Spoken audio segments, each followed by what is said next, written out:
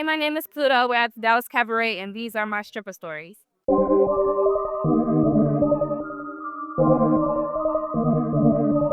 What's going on, Pluto? Welcome to Stripper Stories. Hi, how y'all doing? So we just gonna jump off and say, tell the people where you from and how you jumped off the porch into the game. Okay, so I'm from Dallas, Texas. I say I jumped off the porch just out of boredom. Like I was in school trying to figure out how to make more money. And one of my homegirls used to be a dancer, and she used to come up here. Well, no, not up here. She used to go to DG's, and so that's why she brought me to DG. And it turns out that hoe didn't even dance there. She was just making up. So I started dancing there for them, and then she got hired right after me. That's how. And how long have you been dancing?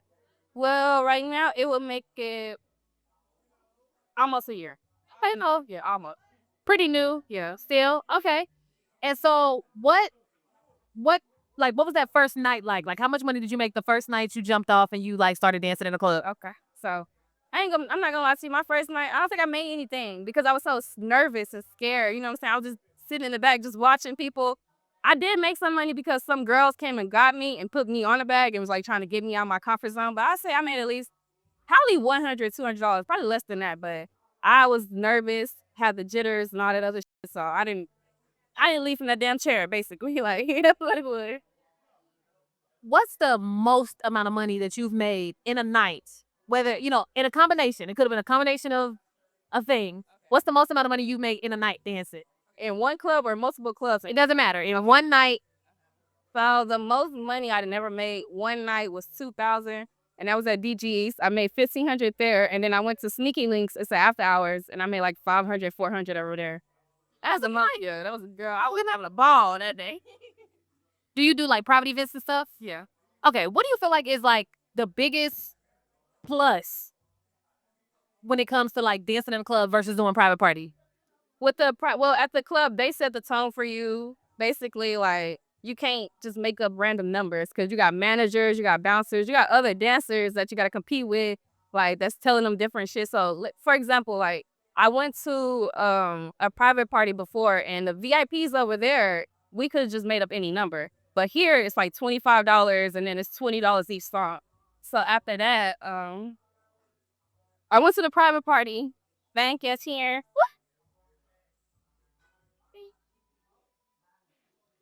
I went to the private party, and it was this customer over there.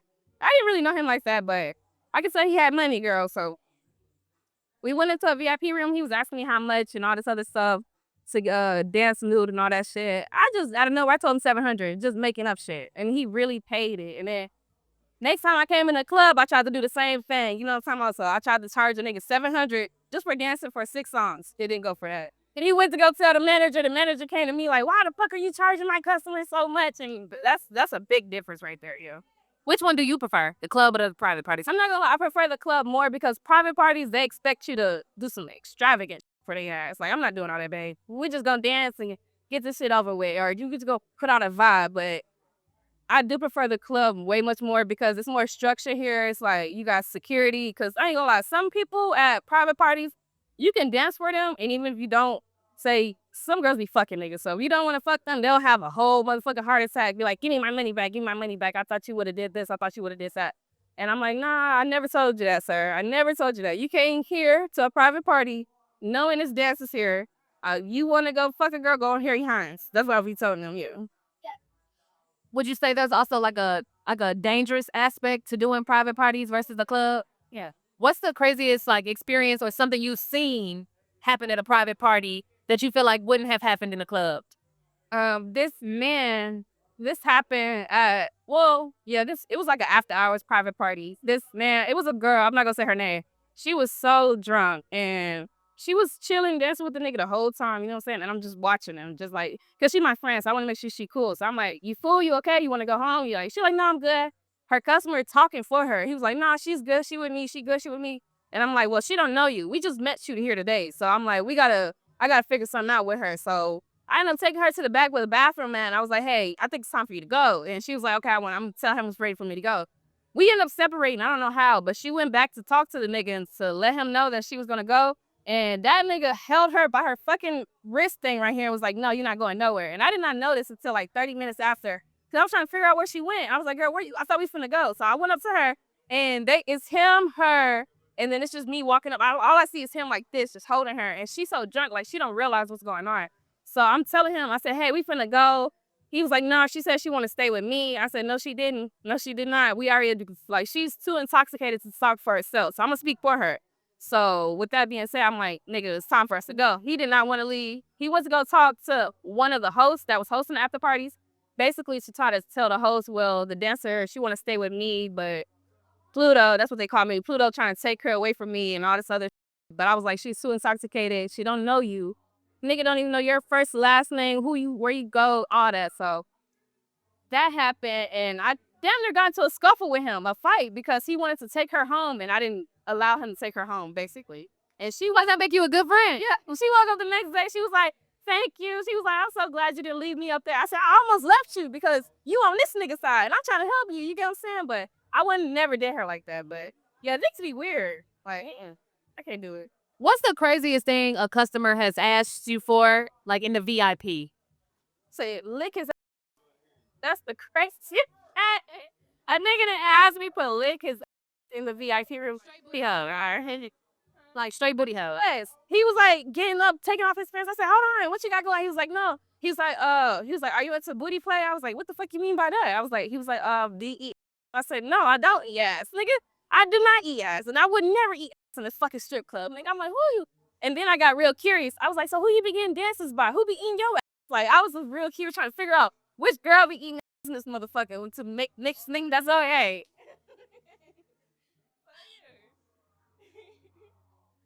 That's wild. That's wild.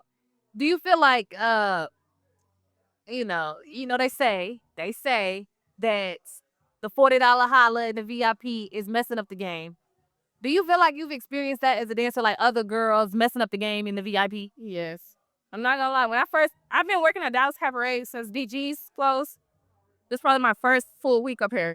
Every time I go to that damn VIP room, it's somebody expecting a hand me job or to like rush pussies and dicks against each other. You know what I'm saying? Like they expecting something out of the ordinary. They want y'all to bump cats? Yes. Like for real. Or they be like, oh, just beat it, just jerk it off. And I'm like, who the fuck be doing this for y'all? Like, it's so many people. I'm like, bro, what the fuck be going on in this club?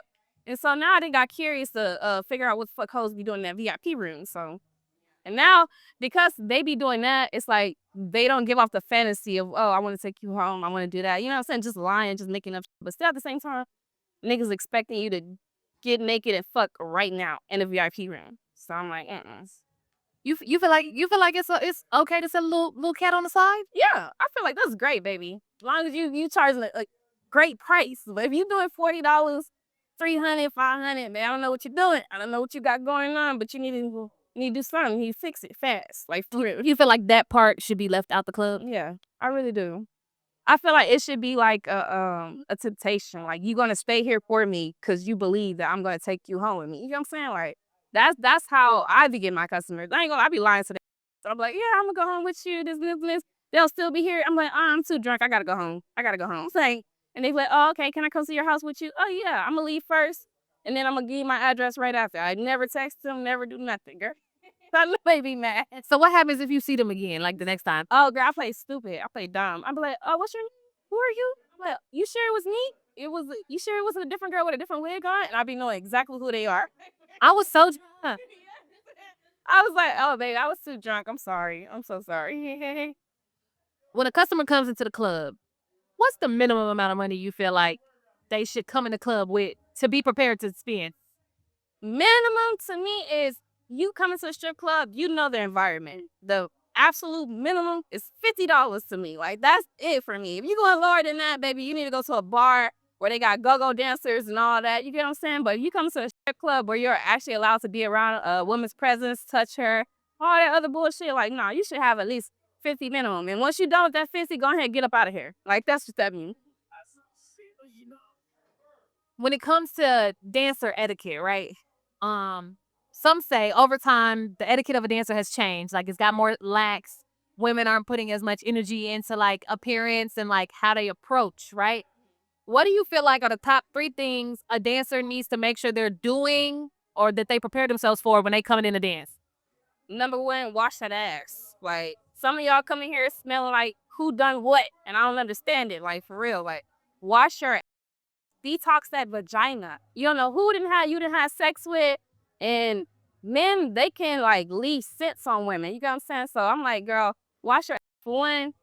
I done got a lot of compliments about the way I smell. Invest in perfumes, invest in lotions and stuff like that. Like when you get around a person, they should say something to you before you even say anything to them. Like, oh, you smell good. What's your name? Like something like that. You get what I'm saying? So that's the second thing. The third, invest in your outfits. Like for real, for real. Because some outfits, I'll be like, y'all, like, why are you wearing that? You know what I'm saying? Like, it don't make sense to me. Like, you don't always gotta wear shit like this fishness. I know some girls who come in here with mini dresses on, but they look so good. You would never even know they're a dancer until you look at their feet and then they got heels on. So I'm like, okay.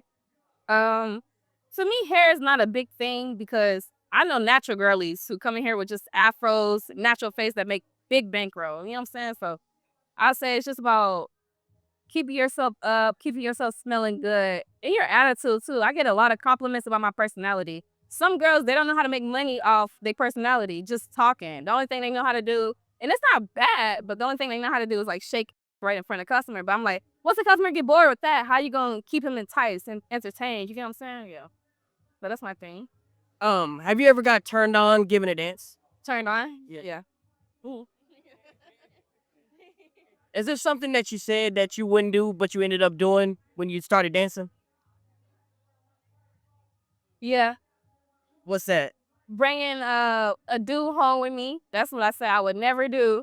And I end up bringing a nigga home with me. And I regret that shit to this day. Because I promise you, y'all can go ask DG's manager. He tried to burn DG's down. He threw gasoline. I promise. Ask any manager, ask Alex, ask Mike, ask anybody. They're going to tell y'all. He tried to burn DG's down because I didn't want to like fuck with him no more.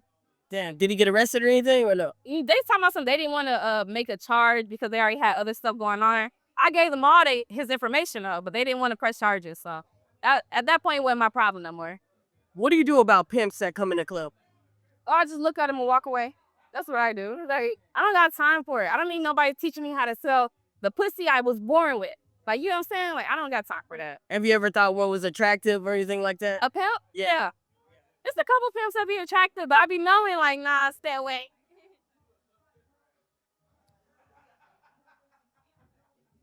Do you have any regrets from dancing? Yeah. I regret allowing myself to be easy access, not as far as having sex or anything like that, but easy access meaning like giving my number out so fast to the point where people are constantly calling and texting me like I owe them something. Like I'm supposed to contact you. Like I'm supposed to do this. Like that's the only thing I regret is letting motherfuckers think they got easy access to me just because I'm a dancer. Because that doesn't mean that. Yeah. Do you think that you could find love in a strip club? Me personally, no. But I know some girls that have. So yeah. Me personally, no. It don't make Not impossible. What is your craziest stripper story? Whether it's something that happened to you, something that you witnessed happen to somebody else, or a story you was told. Craziest stripper story. Okay. Well, it's two of them. The first one was the man that tried to burn DG's down. I was literally there. So it's like a normal day, basically. He came in there. He tried to lie like I stole his phone. When I don't steal, I'm not stealing no phone. So he tried to lie like I stole his phone. He asked Bear, the dancer that's here right now. Well, Bear, the bouncer. He was like, Bear, Pluto got my phone. Can you go get her? Bear came and got me. He was like, it's this man up here saying you stole his phone. I was like, I ain't steal his phone. He just want to like get in contact with me. He just want to see me. You know what I'm saying? So don't let him know I'm here. They fucked around and told him I was here. So at that point, I had to go up there. I went up there. He's talking about so, oh, can I see your phone and call my phone? Remind you, I done already been through this before. A nigga didn't try to use my phone and run off with it to go through it. So I'm like, nah. I was like, we got a number of you. Like, we got a regular phone for you to call your phone if you really lost it. He was drunk as shit. And after that, he got mad. And then the bouncers, they was like, we're going to have to put you out. Because I told them, I said, hey, do not let him stay here any longer. Because I already know what type of time he on. They ended up putting him out. He ended up trying to fight the fucking bouncer. The bouncers and him fighting. And then he told what the bouncers told me was, they told him that he said he was going to come back up here and basically fight everybody and fuck everybody up. So 30 minutes passed by. It's like we in DG's and it's like a forward smell of fucking gasoline. Everybody's smelling it. I'm thinking the pipe's gonna burst. Like it's gonna blow up in his or something. But no. they was like somebody came and poured gasoline where the balcony was. They just threw gasoline bottles over the balcony, and somebody tried to like throw a torch or something over there, but it didn't work out. So he did that. They pulled me to the office. They was asking like, do you know this man? Of course, I'm not gonna fucking lie because I'm not going to jail for him because he literally it poured on a female. It was only one female outside, so it got all over her. She had to go home. She had to go to the hospital because it was like gasoline in her eyes and stuff. So that happened. And then I'm already worried about if I'm gonna have to fight this hoe because you know girls they do too much, like they don't understand it. You get what I'm saying? So she over here mad that he poured gasoline over her, and then she looking for me because I was the target basically. He ended up getting her, so I'm gonna have to go talk to her, and she like bumping her gums, like want to fight and all this. I'm like, babe, I'm not gonna fight you. I'm already like, you know what I'm saying? I'm already got to deal with this nigga. Like that don't even make sense to me. So she ended up understanding it, and then we brushed past it. They didn't never press charges on him. They never did shit to the nigga. So now the nigga just go wherever he please, thinking he can do anything. So that's why I was like, hell. And then the second story, it was this girl at DG. She was married. I didn't know she was married until all the altercation happened. So I think she was a new dancer. She had locks and she was just real pretty. She got on the stage. I didn't know her, but this is what I seen. She got on the stage. A customer, which was her husband, we found out later that was her husband. He got on the stage and just drug her by her locks. Literally, drug her. Her back hit the ground so hard, her head. And then the bouncers and stuff, they came over there trying to like hem him up.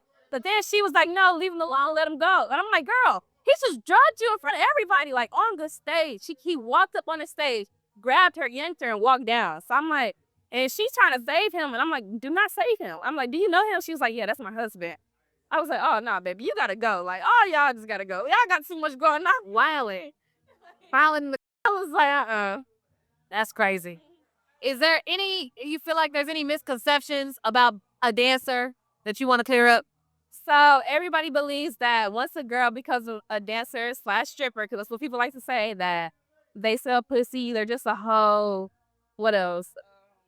They don't love themselves. They got daddy issues. For one, me, I don't have no daddy issues. My daddy's in the Marine. I've never been a hoe. Like, I don't know. It's just a lot. Like, I don't like the way people portray dancers to be. But then again, it's on the dancers too because of what they do, what we do, honestly. So we allowing men to suck their dick in VIP and all that, and they get to talking about it, it's going to spread around. So more people going to come, you know what I'm saying? They're going to be looking for that same experience. And then when they get up here, they only want fat. They don't come up here to see the dancers and dance for them. They only come up there to fuck, basically. So that's what I think a lot of people miss. And that dancers are broke because, nigga, I know a couple dancers that's probably richer than your baby daddy, your baby mama, all that. Like, for real. That's the bet. And if the people want to follow you, like on Instagram, what's your Instagram? Uncharted behavior. And spell it out for me. Girl. Uh-oh. If I spell right, it's okay. Just look up uncharted behavior. We'll figure it out. We'll figure it out. Well, we definitely appreciate you for coming and telling your stripper story. Thank you.